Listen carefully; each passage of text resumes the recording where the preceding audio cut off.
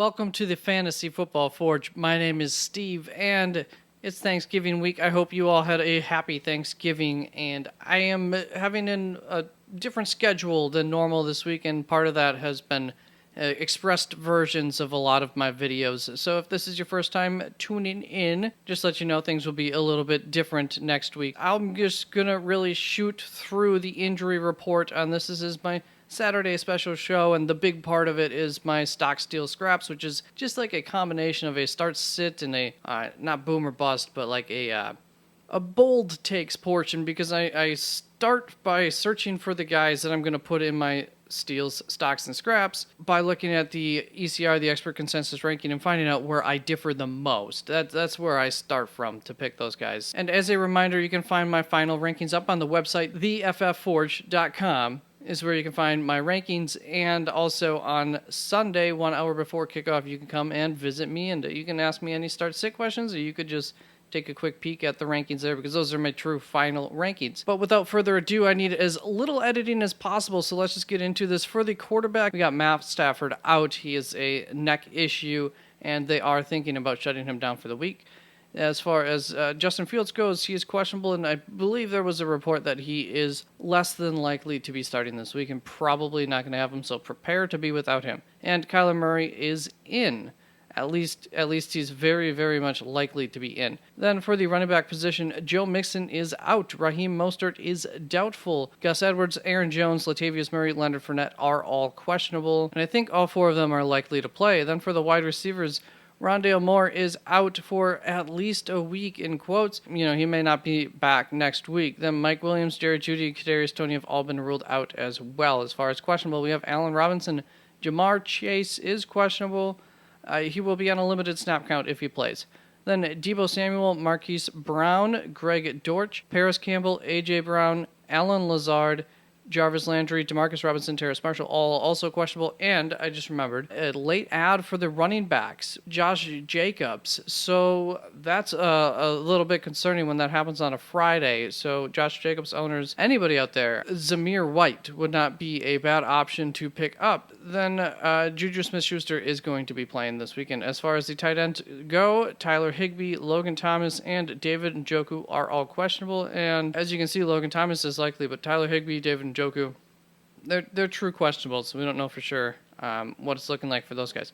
As far as the headlines go, I told you I wouldn't have any headlines, but I said a couple of them up ahead, while I was talking about the players, but I did want to kind of mention one thing about the games from Thursday. As far as the Lions defense goes, they have proven to me, if you see me swatting around, there's a larger than small flying thing.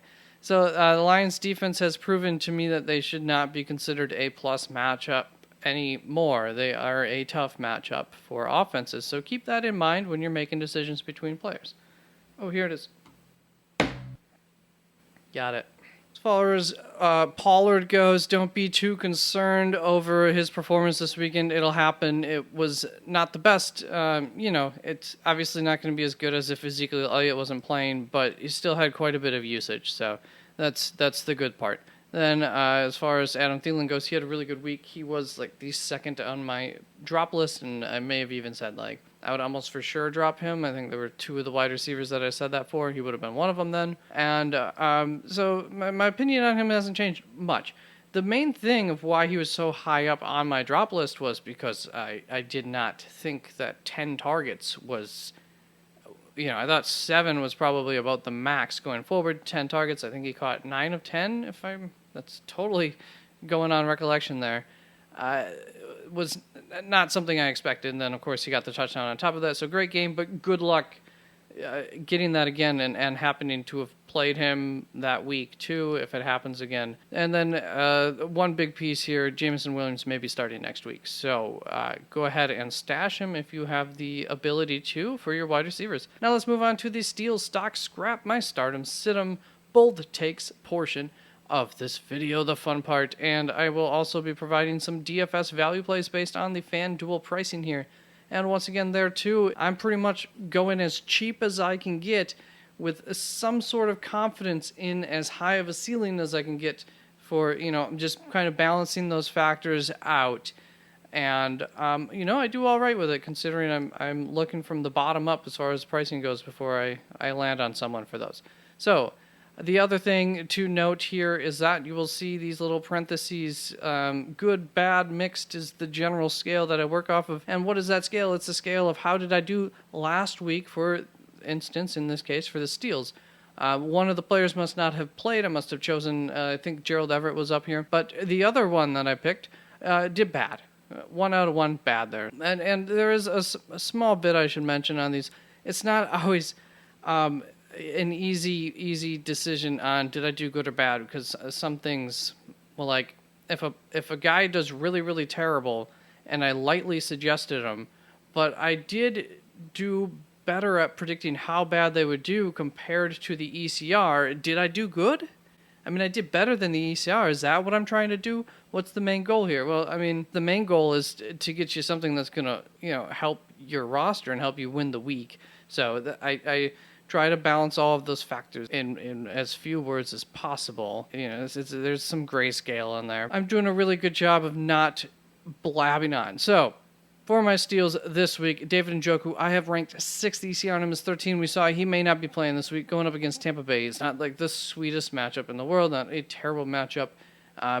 If Tampa Bay is missing their primary run stopper, they're up front, which I believe is the expectation this week. That will definitely help this Cleveland offense to have more sustained drives and more touchdown opportunities, so that would go a long ways towards helping Njoku. I like him as a play. Then Evan Ingram, I've also been a big proponent of. It really hasn't bit me in the butt too many weeks, except for like one time when I went big on him. So Evan Ingram, I have ranked 10th. The ECR on him is 15th, going up against Baltimore this week. Once again, actually, he is fairly red on my scale, which is a good thing. That means he's a hot matchup. He's someone that I just trust. Usually that team passes quite a bit. Usually the targets there's enough targets there for Evan Ingram on a consistent basis most weeks. So last week for these stocks, which is just me saying I do trust, I'm in agreement with the ECR on this, or I'm in agreement with the common person and how much they are starting them or not, that type of thing here for the stocks. So it's not really this is a start or sit, it always depends. So as far as Juwan Johnson goes, I have him ranked 16th. The ECR on him is 14th, only being started in 23% of leagues, going up against San Francisco. It's pretty much a neutral matchup there, and Juwan Johnson has been a big part of this game plan. They found some pretty good success with that through the air, going to their tight ends. So this 23%, I have him ranked 16th. The ECR on him is 14th. He's a fine option to play. You don't have to force him into your lineup either, but he's not a bad option. It's just what we're getting at here. 23% started is probably about right. Then Greg Dulcich, I have 8th. The ECR on him is 9th, going up against Carolina. Just a reminder here to put you can put a little bit of faith into this. There's some good upside, and the tight ends have gotten a lot of play in that offense all season long. Then as far as these scraps go, I had mixed results last week. I did good and I did bad. So let's try to do that again. Here, I know I have a name that I believe was up here last week, Hayden Hurst. He only scored 3.8 points last week. So that was the good part of that suggestion. So I have him ranked 18th this week, 6 spots behind the ECR. The ECR on him is 12, going up against Tennessee. Once again, just not a big fan. And especially if Jamar Chase is back, that's just one more option to lessen the amount of targets that he may end up getting. So I like a guy like Hayden Hurst, just like I like Dawson Knox. You're in a good offense that's going to score a lot of touchdowns, so hopefully it works out. But this week especially, there's quite a few tight ends that I have some trust in, so I don't think you need to play him. There are some solid options out there, even a Foster Moreau you could play over him. Speaking of Foster Moreau, I have ranked 15th. I have 5 spots behind the ECR. The ECR on him is 10. I really want to stress here, I'm not pleading for you to sit Foster Moreau. I'm just saying that I think he's a little overranked here at 10. Going up against Seattle, it is a really juicy matchup. I get it. I'm not as high up as the experts on that. You can check out my rankings to see who I have ranked higher. Then as far as the DFS value, last week I did poorly with whoever I gave you. This week I'm going to give you the name Tyler Conklin. Got Mike White there at quarterback. he sure loves to throw those short-range targets, and that's where tight ends live. So hopefully Tyler Conklin can get peppered with 10, 11 targets and hopefully get in for a touchdown or two, and that would sure help your lineup because he's quite cheap. Now on to the quarterbacks, and for the steals, I had very mixed results, which means I did really, really good with one option I gave you. That was probably Jacoby Brissett. I think this is like the third week in a row he's up here. And I did poorly with the other option that I gave you, really bad. So for Jacoby Brissett, I have him ranked 17th this week. The ECR on him is 20, going up against Tampa Bay. In the last 2 weeks, I had him ranked at 16th. Both weeks, I'm 2-0 on him for putting him in the steals. The experts just don't want to believe it, but you give me these matchups or you whatever the case may be, I still I think he's a solid option this week if you need somebody in a pinch, which is very possible. A lot of quarterbacks not playing this week, although they're pretty bad ones, most of them. Then Marcus Mariota, I also have a steal. I have him ranked 16th. ECR on him is 21. Going up against Washington, I am actually quite frightened about recommending Marcus Mariota. I have concerns about the matchup with Atlanta going up against Washington. Washington's run defense, Atlanta's rushing offense. So major concerns there for me. But just going off of, what's happened all season long, a certain amount of faith that I have to give Marcus Mariota, but I do want to put that out into the ether here. I may end up flipping him in Jacoby Brissett. It's very possible. Now on to these stocks, and last week I did good for you, so hopefully we can get you a 2 for 2 again here with starting off with Derek Carr, who I ranked 14th. The ECR on him is 15th, going up against Seattle. I think it's going to end up being a pretty high scoring matchup overall there between both teams. All in all, good option there to play if you need for Derek Carr. Then Jimmy Garoppolo, I've ranked 12th. The ECR on him is 11th, going up against New Orleans. He had a really, really low start percentage, and he deserves some respect. Not the highest ceiling normally, but this year it's been a little different with that offense. It's it's a little better than it was last year, and you can't go wrong with Jimmy Garoppolo in a pretty decent matchup there going up against New Orleans. Then for these scraps for the quarterbacks, I had mixed results last week, and I won't be surprised if I have mixed results here with Tom Brady upsetting me. So for Tom Brady, I have him ranked 15th this week. The ECR on him is 10/11 because Kyler Murray was at like 12, and I suspect Kyler Murray will be ranked higher than Tom Brady by the experts, but no guarantee on that. If you know me, I've had Tom Brady here before, and it's worked most of the time. But I am a little bit more optimistic about Tom Brady, which is why he's as highly ranked as he's been for some time. Going up against Cleveland, I don't love the matchup. I don't hate it. And ultimately, I just need to see this offense looking better for more than 1 week total before, a second week here in a row. So that way next week I'll have some confidence in saying, okay, maybe there's a little bit more of a ceiling. Maybe Tom Brady can get multiple touchdowns. Now on to Aaron Rodgers, who I have ranked 18th. The ECR on him is 17th, going up against Philadelphia. Not really great scrap, just one spot behind, but I was pretty close to the experts on a lot of the guys who I had below the ECR. So he is still being started, I should say, in 30% of leagues, and that is why I wanted to point this out to people. In a single quarterback league, you should have somebody available to you that is a better start than Aaron Rodgers. There is a chance here going up against Philadelphia that it's a really, really big week. That is possible, but the odds are not that with how he's been performing this year. His thumb's not going to get magically better, and his throws have been off for several weeks now. I pointed that out like 4 weeks ago. I'm like, something's wrong here, and it's not his receivers. Like, it's him. It was him. Now on to my DFS value play, and last week my secondary option was great, so I try to keep this to 1, but I don't always as far as my DFS value plays go. And last week I believe I gave you Andy Dalton as a secondary really cheap option. I wasn't supposed to rate myself on that, but I obviously did not do so great with my primary option I gave you. So this week, let's see if I can hit 2 for 2. I have Taylor Heinicke here and Kenny Pickett. As far as Taylor Heinicke goes, he costs $100 less, but he has a lower ceiling than Kenny Pickett. However, I do have him ranked higher. Do expect him to do better than Kenny Pickett, but if Kenny Pickett has a big week, I expect that to be better than if Taylor Heinicke were to have a good week, kind of thing. There's more juice on the bone for Kenny Pickett, but he's going to cost you $100 more. So I would say Taylor Heinicke for smaller lineups and Kenny Pickett for big tournament lineups would really be how I do that. And if you need to save $100, but you wanted to go Kenny Pickett, Taylor Heineke is a good option for you there. Then for the running backs, I had mixed results last week. This week, I'm going to give you Samaje Perine, who I have ranked 17th. The ECR on him is 28th, going up against Tennessee, a really, really good run defense. Don't like that. But after I projected him out, wasn't so bad, and that's just because he's going to get a lot of opportunities. And also, Tennessee does allow running backs to catch the ball at a fairly high rate compared to, on a league average.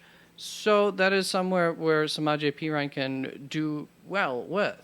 That is something that Samaje Perine does well with, catching balls. That could help offset some of that groundwork too there. I wouldn't have a hard time sitting Samaje Perine, but I wouldn't be surprised if I picked him up and then I sit him this week. Like, if you picked him up, you probably have a need at running back. Don't let this ECR 28 scare you too much. I think there's enough work there that you should try to get him in your lineup if you're squeezed at all at running back. Now let's move on to Latavius Murray, who I've ranked 19th. The ECR on him is 25, so I have him 6 spots ahead of the ECR going up against Carolina. So not the best, not the worst matchup. They can do really good against the run if they focus on it. But this is another case, just like Samaje Perine, that it just comes down to the amount of opportunities. However, do you expect Samaje Perine to have more touchdown opportunities than Latavius Murray in that offense there in Denver? Now let's move on to these stocks. And last week I did meh. I must not have done terrible. I didn't do bad, but it just was lackluster. So hopefully I can do a little bit better. And I think we're going to start off well here with Jeff Wilson, who I've ranked 10th. ECR on him is 14th, going up against Houston, one of the worst rushing defenses there is in the league. He's only being started in 54% of leagues. I think that needs to be as close to 100 as possible. It would be tough for me to sit Jeff Wilson. Raheem Mostert is supposed to be sitting there, so I like it. Now let's move on to Deonta Foreman, who I've ranked 28th. The ECR on him is 27th, going up against Denver. So we're in agreement that you don't need to think about starting him. He's being started in 30% of leagues, almost 1 in 3 leagues. If you can do it, sit him. You should have gotten a Samaje Perine or something. Denver's not a good matchup. You're playing with fire with Deonta Foreman this week. He could do it. He's a good running back. They're going to run a lot, but I doubt it'll work out. Now, on to the scraps. And last week, I did decent. So I guess kind of the opposite side of meh. I have Rachaad White here. I have him ranked 30th. The ECR on him is 23rd, going up against Cleveland. Obviously, this would change if Leonard Fournette's not playing. But if Leonard Fournette's playing, I actually do have Leonard Fournette ranked higher than Rachaad White still. Things could change, but I think the amount of work that Leonard Fournette had 2 weeks ago when they played is getting forgotten by a lot of people. He still had a fair amount of work, and he got injured in the game, and that's when Rachaad White really took over. So I don't think Rachaad White's any kind of guarantee this week, and it's not like it's the easiest matchup there against Cleveland. Their last game, their defense looked pretty good. Now on to Isaiah Pacheco, who I ranked 31st. The ECR on him is 26, so I'm 5 spots behind the ECR with him, going up against the Los Angeles Rams, and they're a very good rushing defense. Now, their defense may just give up, kind of like Arizona's did last week, but Isaiah Pacheco's got 2 targets all season or something, and he doesn't catch balls, so it's going to be him running, and I just don't think this is a very good game for him. I actually kind of like Jerick McKinnon as far as a possible, they just might go with a game plan of Jerick McKinnon, expecting to have to dump the ball off, substituting their straight rushing attack with a shallow passing attack that includes Jerick McKinnon.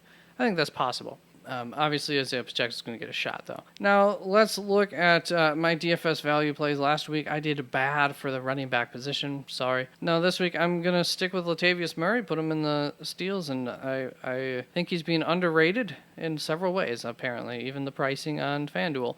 Now, if you want a very, very cheap option, I just spoke about it, Jerick McKinnon. That's why I spoke about it. So I don't have to speak about it now. Let's move on to the wide receivers, and for the steals, I did good.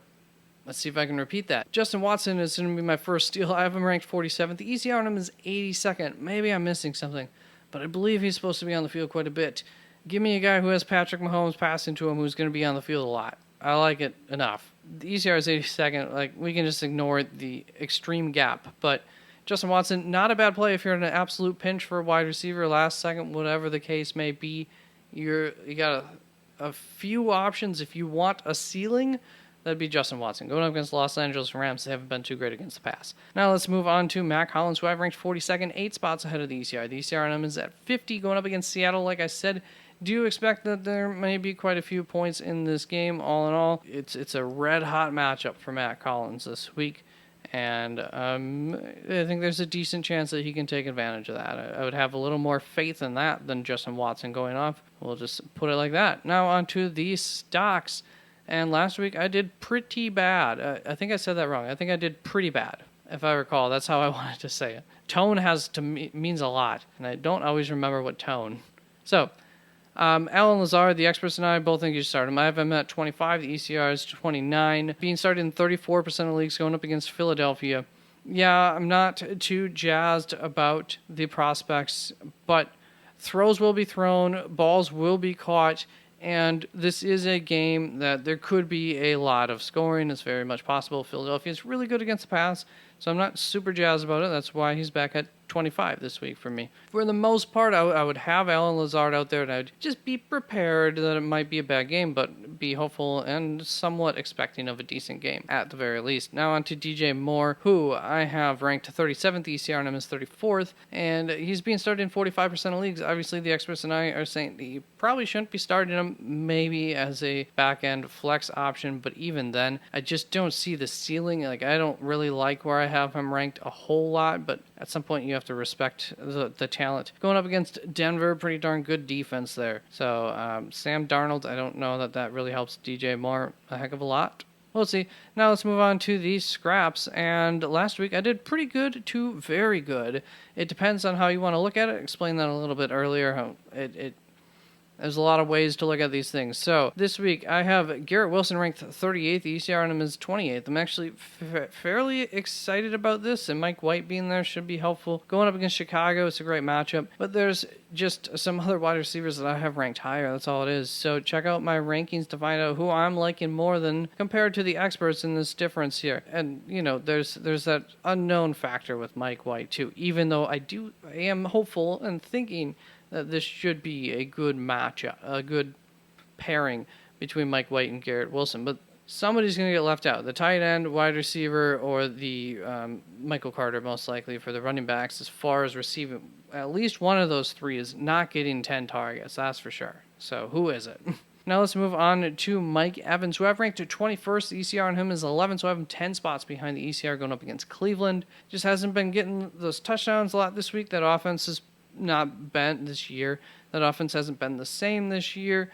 There's just some guys that I have more faith in than him for either a higher ceiling or a higher floor. He has elements of a high ceiling and elements of a good floor, but neither one of them are like showing up for guarantees this year. So yeah, that's how I have them ranked. Check out my rankings yet again. Now on to the DFS value play. And last week I did not do bad. I got 1.5 out of 3 stars is how I'd rate myself. Now I've forgotten exactly, but I did it like if it was a movie. Like I gave myself 1.5 out of 3 stars for him, so I didn't do bad. I do believe Justin Watson was one of those 3 last week. He was up there 2 weeks ago too, and so last week it probably came through okay for the price. You know, it didn't win you, but it didn't kill you either.